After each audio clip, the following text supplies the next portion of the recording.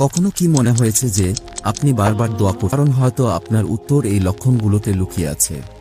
প্রথম লক্ষণ, আপনার ভিতরে পরিবর্তন অনুভব করা।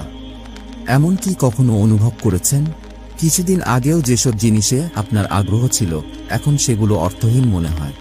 এখন আপনি এমন কাজে আকৃষ্ট হচ্ছেন যা আপনাকে আরও ভালো মানুষ হিসেবে গড়ে তুলতে সহায়তা করছে। এটি একটি স্পষ্ট সংকেত যে আল্লাহ আপনাকে পুরানো অভ্যাসগুলো ছেড়ে দেওয়ার জন্য প্রস্তুত করছেন। এই অভ্যাস বা জিনিসগুলো হয়তো অনেক আরামদায়ক বা আপনার পছন্দের ছিল, কিন্তু আপনার উন্নতির পথে এগিয়ে যাওয়ার জন্য এগুলোকে ছেড়ে দেওয়াই উত্তম। আল কুরআনে বলা হয়েছে, নিশ্চয়ই আল্লাহ কোনো জাতির অবস্থা পরিবর্তন করেন না যতক্ষণ না তারা নিজেদের অবস্থা পরিবর্তন করে। এটি বোঝায় নিজের মধ্যে পরিবর্তন আনাই আল্লাহর নিয়ামত লাভের প্রথম পদক্ষেপ। দ্বিতীয় লক্ষণ, ধৈর্যের পরীক্ষায় আপনি বারবার পড়ছেন। ধৈর্য কি এখন আপনার জীবনে এক ধরনের অভ্যাসে পরিণত হয়েছে?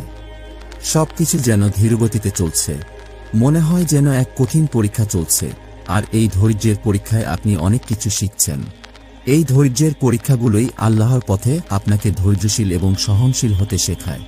আল্লাহ বলেন, নিশ্চয়ই আল্লাহ ধৈর্যশীলদের সাথে আছেন। রাসূলুল্লাহ সাল্লাল্লাহু আলাইহি ওয়াসাল্লাম বলেছেন, যে ধৈর্য ধরে থাকে তাকে আল্লাহ পাপমুক্ত করেন, যেমন গাছ থেকে পাতা ঝরে পড়ে। অর্থাৎ আল্লাহ আমাদের পরিবর্তন আনতে শেখান যাতে আমরা আল্লাহর দয়া পাওয়ার উপযুক্ত হয়ে উঠি।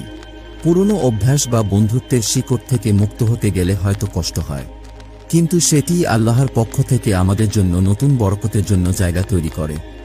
তৃতীয় লক্ষণ, কিছু দরজা বন্ধ হয়ে যাওয়া। কখনো এমন কি হয়েছে যে কোনো চাকরি, সম্পর্ক বা সুযোগ আপনার কাছে ছিল, কিন্তু হঠাৎ সেটি হাতছাড়া হয়ে গেছে? হয়তো এমন কোনো সম্পর্ক বা চাকরির সুযোগ ছিল যা আপনার জীবনে খুব গুরুত্বপূর্ণ মনে হতো, কিন্তু কোনো রকম কারণ ছাড়াই সেটি আপনার কাছ থেকে দূরে সরে গেছে। এমন ঘটনাগুলো আসলে আল্লাহর পক্ষ থেকে একটি সংকেত হতে পারে যে তিনি আপনার জন্য আরও ভালো কিছু সংরক্ষণ করে রেখেছেন যা আপনি এখনও কল্পনাও করতে পারছেন না। কুরআনে আল্লাহ বলেন, তোমরা হয়তো কোনো কিছু অপছন্দ করো, অথচ সেটাই তোমাদের জন্য কল্যাণকর, তাকে বিপর্যস্ত করে না। এটি আসলে আল্লাহর একটি সংকেত হতে পারে যে তিনি আপনাকে ভবিষ্যতের বড় চ্যালেঞ্জগুলোর জন্য প্রস্তুত করছেন এবং আপনার ধৈর্য ও সাহস বৃদ্ধি করছেন। কুরআনে আল্লাহ বলেন, তোমরা দুর্বল হোজো না, তোমাদের উপর দুঃখের ছায়া ফেলো না, তোমরাই উচ্চস্থানে থাকবে যদি তোমরা মুমিন হয়ে থাকো।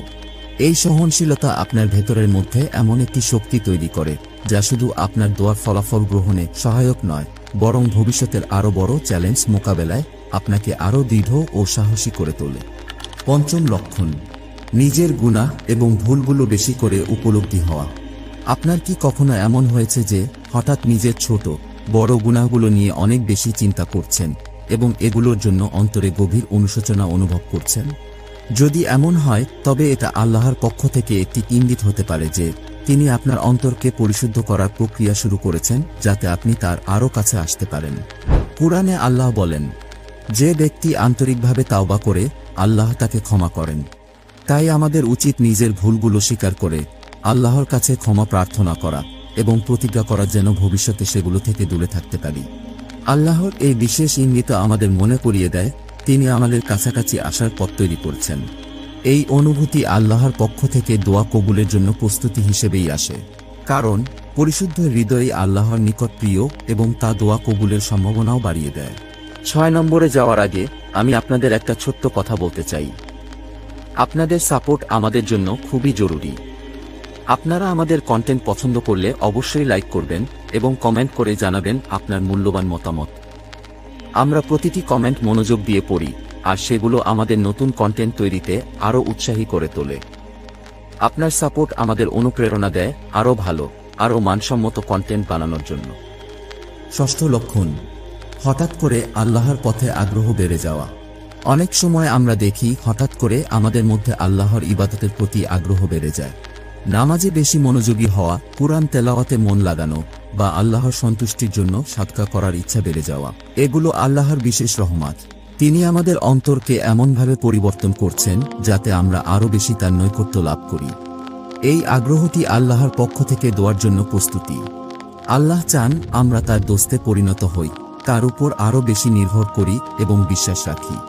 সুতরাং আল্লাহর পথে এই আকর্ষণ এবং আগ্রহ বেড়ে যাওয়া দোয়া কবুলের জন্য আমাদের অন্তরকে প্রস্তুত করে। সপ্তম লক্ষণ, তাওয়াক্কুল বা আল্লাহর উপর সম্পূর্ণ নির্ভরতা অনুভব করা।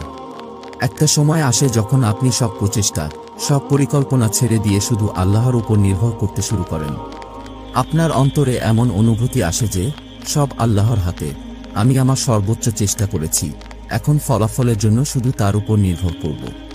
এই তাওয়াক্কুলই আল্লাহর প্রতি প্রকৃত আস্থা, যা আল্লাহ আমাদের অন্তরে প্রতিষ্ঠা করতে চান। আল্লাহ চান আমরা বুঝি যে সবকিছুর মালিক তিনি, এবং আল্লাহই আমাদের জন্য যা ভালো তা নির্ধারণ করেন। তাওয়াক্কুল আল্লাহর প্রতি বিশ্বাসের চূড়ান্ত স্তর, যা আল্লাহর সাথে আমাদের সম্পর্ককে আরও মজবুত করে তোলে। কুরআনে বলা হয়েছে যে আল্লাহর উপর ভরসা করে আল্লাহই তার জন্য যথেষ্ট। অষ্টম লক্ষণ, অপ্রত্যাশিত শান্তি ও স্বচ্ছতার মুহূর্ত খুঁজে পাওয়া। যখন আল্লাহ সুবহানাহু ওয়া তাআলা আমাদের জীবনে পরিবর্তনের জন্য প্রস্তুত করেন, তখন অনেক সময় এমন হয় যে আমাদের চারপাশে যত কষ্টই থাকুক না কেন, হঠাৎ এক সময় মনে হয় যেন সবকিছু স্থির হয়ে গেছে। এমন সময়ে মনের ভেতর একটা গভীর শান্তি অনুভব হয় এবং নিজের লক্ষ্য বা পরিস্থিতি স্পষ্টভাবে বুঝতে পারা যায়। এই ধরনের শান্তি ও স্বচ্ছতার মুহূর্ত আমাদের জন্য আল্লাহর বিশেষ ইঙ্গিত।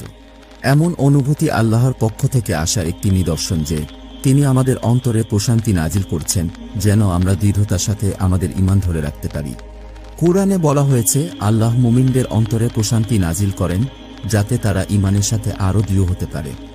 এমন প্রশান্তির মুহূর্তগুলো আমাদের আত্মবিশ্বাস দেয় যে আমরা আল্লাহর নির্ধারিত পথেই আছি এবং আল্লাহ আমাদেরকে তার পথে পরিচালিত করছেন, যা আমাদের দোয়া কবুলের জন্য প্রস্তুত করছে। সুতরাং আমরা অনেক সময় জানি না আল্লাহ আমাদের জন্য কোন পথে কি প্রস্তুত করছেন, কিন্তু তিনি আমাদের ধৈর্য এবং পরিবর্তনের মাধ্যমে দোয়ার ফলাফল গ্রহণের জন্য আমাদের প্রস্তুত করেন। তাই সবসময় আল্লাহর উপর বিশ্বাস রাখুন এবং ধৈর্য ধরে অপেক্ষা করুন। আল্লাহ আমাদের চাওয়া ও প্রার্থনার জন্য উপযুক্ত মানুষ হিসেবে তৈরি করতে ধাপে ধাপে আমাদের গড়ে তোলেন।